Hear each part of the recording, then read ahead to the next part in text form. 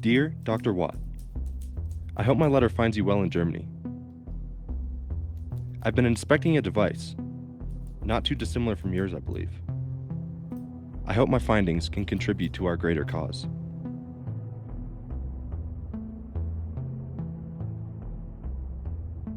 Upon deeper study, I've unveiled the LFP battery.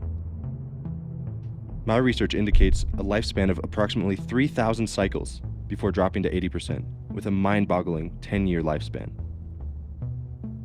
The inverter has fascinated me. With a bidirectional design, it combines input and output, meaning it is smaller and lighter. It also means that there's no need for a large adapter for charging, but only a small, compact cable. It also seems to be wrapped in a black paper, which, based on my experiments, helps with cooling and decreasing noise levels. I've found the brain to the solar charging operation, the MPPT, or maximum power point tracking.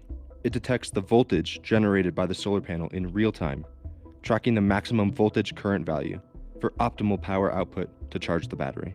That's not all. There seems to be a smart battery protection system in place, the BMS.